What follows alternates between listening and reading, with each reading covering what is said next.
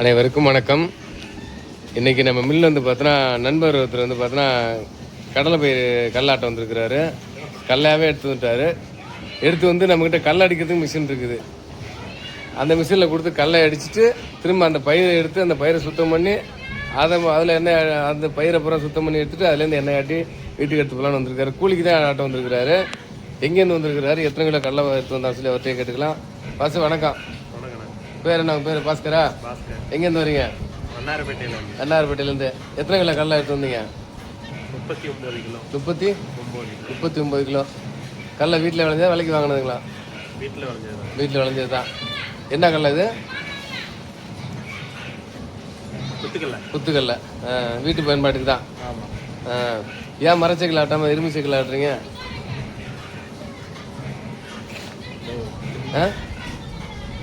சொல்லுங்க, இது என்ன இருக்கு? உங்க இஷ்டம் தானே. நாங்கள் சொல்கிறது தான், நீங்கள் உங்கள் இஷ்டம் தான். இதில் வேணா அப்படின்ட்டீங்களா? சரி, ரைட், பரவாயில்ல. இப்போ இவர் வந்து பார்த்தீங்கன்னா மொதல் காலத்தை எத்தனை கிலோ எடுத்து போட்டிருக்கேன்? 9 கிலோ. இப்போ வந்து 11 கிலோ எடுத்து வச்சுருக்கேன். மொத்தம் 20 கிலோ எடுத்துருக்கோம். அதுக்கப்புறம் இந்த கடலை பயிரை சுத்தம் பண்ணுறாரு. இந்த கடலை திரும்ப இன்னும் கடலை பயிருக்கு அந்தாண்டா ஒரு அந்தாண்டை கொஞ்சம் இருக்குது. ரைட்டு. இந்த கடலை திரும்ப அடிக்கணுங்க. விறகல்ல அடிக்கிறதுக்கு சரடை வச்சுருந்தோம். அந்த சரடையிலே போட்டு அடிச்சுட்டு அப்புறம் நான் வரத்துக்கு முன்னாடி அவரே அடிச்சுக்கிட்டாப்புல. நண்பர் தான். நண்பருக்கு அதெல்லாம் அவர் பாட்டுக்கு மில்லில் வந்து அவரே சொந்தமாக வேலை செஞ்சுக்குவார். பாருங்க, அவரே சுத்தம் பண்ணுறாரு. கடலையை ஆள் இல்லை, அவரே அடிச்சு வச்சிட்டாரு. காலையில் நானும் என் பையனை ஜாக்கிங் போயிட்டோம். காலையில் வந்துட்டதால கொஞ்சம் கடலை அடிச்சுக்கிட்டு இருப்பாசு வந்துடுறேன்னே. அதே மாதிரி அடிச்சுக்கிட்டு இருந்தாப்புல. அவர் அடித்து முடிக்கிறதுக்குள்ள நாங்கள் வந்துட்டோம். கடலை பயிர் அடித்து முடிச்சாச்சு. கடலை தோல் நீக்கியாச்சு. இப்போ வந்து வெறும் கடலை பருப்பு மட்டும் இருக்குது. கடலை பருப்புலாம் A1 பருப்புன்னே சொல்லலாம். சூப்பராக இருக்குது பாருங்கள். குத்துக்கல்ல, நாட்டுக்கல்ல எல்லாம் ஒரிஜினல் நாட்டுக்கல்ல எல்லாம். இந்த கடலாம் கிடைக்கிறது ரொம்ப ரேருங்க. எங்கள் ஏரியாவில் வந்து பார்த்தோன்னா பக்கத்தில் நண்பர் சொன்ன ஊர் தான் வண்ணாரப்பேட்டையில் வந்து பார்த்தோன்னா அதிகப்படியான நாட்டுக்கல்லை கிடைக்குதுங்க. நான் மேக்ஸிமம் இந்த கல்லை தான் நான் வாங்கி நம்ம மில்லுக்கு எண்ணெய் ஆடிக்கிட்டு இருக்கிறேன். இவர்கிட்ட கேட்டேன், என்னென்ன முடிஞ்சிருச்சு, முன்னாடியே கேட்டால் தந்துருப்பேன் அப்படின்னாப்புல. இப்போ ஒரு வந்து 20 கிலோ கணக்கு பண்ணியிருக்கோம். இன்னும் கொஞ்சம் கடலை இருக்குது. அந்த கடலை உடைச்சா தெரியும். இந்த பயிரையும் கால்குலேட் பண்ணோம். எத்தனை கிலோ ஆடுறாரு, அவருக்கு எத்தனை கிலோ எண்ணெய் கிடச்சிருக்கு நம்ம அவர்கிட்டே கேட்டு ஒவ்வொன்றா தெரிஞ்சுக்குவோம். பேர் ஓடிக்கிட்டு இருக்கு. ஓடி முடிய போகுதுங்க. பார்த்தீங்கன்னா தெரியும். என்ன லவ வேற ஆரம்பிச்சிச்சு.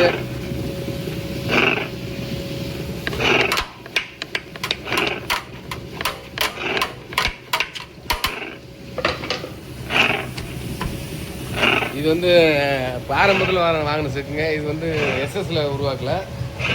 இது வந்து பார்த்தோன்னா ஸ்டீலில் தான் இருக்குது. எஸ்எஸ்ல இல்லை. இதுக்கு வந்து பார்த்தோன்னா கீழே இந்த பட்டா ரொம்ப போகுது.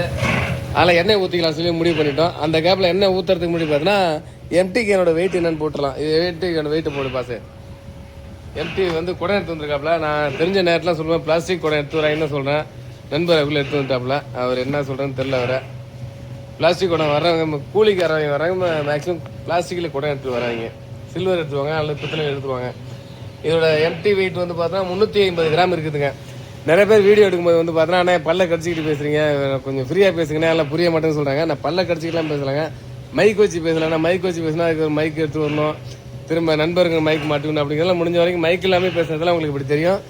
இருந்தாலும் இனி வரும் காலங்களில் மாற்றுறதுக்கு முயற்சி பண்ணுறேன். இனிமேல் வந்து பார்த்தோன்னா மைக்கை மாட்டிக்கிட்டே பேசுகிறேன். அப்போ தான் உங்களுக்கு தெளிவாக கேட்கும் நினைக்கிறேன்.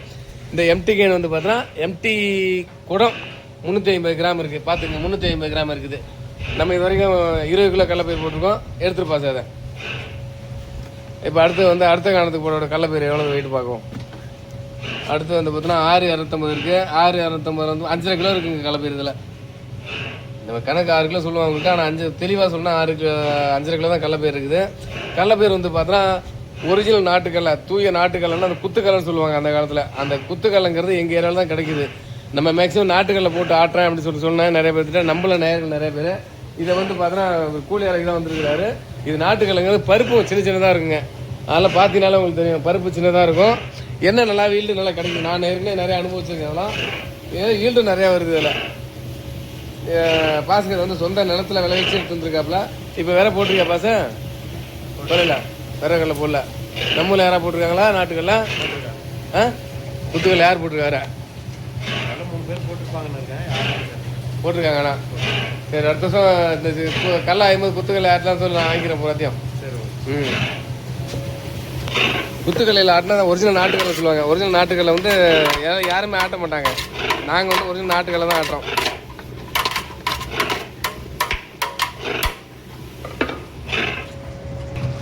இப்போ வந்து அந்த கேனு நொம்பிடுச்சுங்க. நொம்பின உடனே நம்ம என்ன பண்ணுறோம், இந்த குடத்தில் ஊற்றி வைக்க போகிறோம். குடத்தில் ஊற்றி வச்சுட்டு அதுக்கப்புறம் நம்ம பார்க்கலாம். நம்ம பாஸ்கர் வந்து இப்போ ஆடி முடிச்சிட்டோம். எல்லா வேலையும் முடிஞ்சிச்சு. கிட்டத்தட்ட 25 கிலோ ஆடி முடிஞ்சிருச்சு. இப்போ இந்த எண்ணெய் எடுத்து அந்த ஏற்கனவே ஊற்றி வச்சு இந்த குடத்தில் ஊற்றி வைக்கிறோம். எண்ணெய் சுத்தமாக இருக்குது பாருங்கள். இதை ஒரிஜினல் எண்ணெய், தூய்மையான எண்ணெய். ஊற்றி வச்சு எண்ணெயை நம்ம இப்போ எடை போட்டுக்கிறோம். இப்போ எண்ணெயோட இந்த குடம் எண்ணெய் சேர்த்து வந்து மொத்த வெயிட் வந்து பார்த்தீங்கன்னா 11,650 கிராம் இருக்குதுங்க. 11 கிலோ 650 கிராம் இருக்குது. இப்போ கணக்கு பண்ணி பார்க்கலாம். இருங்க ஒரு நிமிஷம். இப்போ நம்ம பாஸ்கர் ஆடின கடலப்பயிர் வந்து பார்த்தோன்னா மொத்தம் 25 கிலோ. 1 கிலோ கடலப்பயிர் இன்னைக்கு வந்து பார்த்தோன்னா 130 ரூபா விற்கிதுங்க. மொத்தம் கடலப்பயிர் ரேட்டு 3,315 ரூபா. ஆட்டுக்கூலி 255 ரூபா. மொத்தம் 3,570 ரூபா இதோட அடக்க விலை. அதான் செலவானது. மொத்த செலவு தொகை வந்து 3,570 ரூபா. நமக்கு வந்து மொத்த ஆயிலோட மொத்த வெயிட்டு 11,650. எம்டி வெயிட் 350 கழிச்சிட்டோம்னாக்கா 11,300ங்க நிகர வெயிட்டு. மொத்த லிட்டரு வந்து பார்த்தா 11,300 வந்து 900ஆல் வகுத்தோம்னா 12 லிட்டரு எண்ணெய் கிடச்சிருங்க. நமக்கு எண்ணெய் 12 லிட்டரு வந்து பார்த்தா அடக்க விலையில் கழிச்சோம்னாக்கா நமக்கு வந்து 1 லிட்டரோட உற்பத்தி செலவு வந்து பார்த்தா 285 ரூபா வருதுங்க. புண்ணாக்கு ஒரு 14 கிலோ வந்துச்சு. அதை ஒரு 700 ரூபாய் கழிச்சாலுமே நம்ம 240 ரூபா வருதுங்க மொத்தம் அடக்க விலையே. இதில் எப்படி 250 ரூபா கட்டுப்படி ஆகும்? கண்டிப்பாக கட்டுப்படி ஆகாது. இன்னும் முன்னாடி 120 ரூபா விற்றுக்கிட்டு இருந்து ஓரளவு கட்டுப்படி ஆச்சு. இப்போ 130 ரூபாய் போச்சு கடலப்பயிர். அதில் நம்மளே வந்து பார்த்தோன்னா ஒரு 10 ரூபா ரேட்டை ஏற்றிக்கலான்னு இருக்கோம். 250 260 ஆக்கிக்கணும் நாள்லேருந்து. ஸோ அப்படி பார்த்தோன்னா நமக்கு 260 தான் கொஞ்சம் கட்டுப்படி ஆகும். நம்ம புண்ணாக்கு கழிச்சாதாங்க நம்ம ரேட் சொல்கிறோம். புண்ணாக்கு கழிக்காமலாம் பார்த்தீங்கன்னா நமக்கு 300 280 இதோட அடக்க விலை வருது. அப்போ நம்ம 300 ரூபா தான் கட்டுப்படி ஆகும். ஏன்னா கடலப்பயிரெலாம் இப்போ வந்து ரேட்டு கொஞ்சம் ஜாஸ்தியாக விற்கிது. அதெல்லாம் நம்ம அதுக்கு தகுந்த மாதிரி தான் கடலப்பயிர் தகுந்த மாதிரி தான் ரேட்டு நம்ம அன்னாடம் மாற்றி வச்சுக்கிட்டே இருக்கிறோம். நம்ம ஸ்டாண்டர்டாக ரேட்டு வைக்கலைங்க இது வரைக்கும். இன்னும் இனி வருங்கள் ஸ்டாண்டர்டாக ஒரு ரேட் வைக்கலான்னு இருக்கேன். கடலப்பயிர் ரேட்டு ஏறினாலும் பார்த்துக்கலாம், குறைஞ்சாலும் பார்த்துக்கிற மாதிரி வச்சுக்கலான்னு இருக்கேன். பாசர் நமக்கு எத்தனை லிட்டர் எண்ணெய் கிடச்சிருக்கு?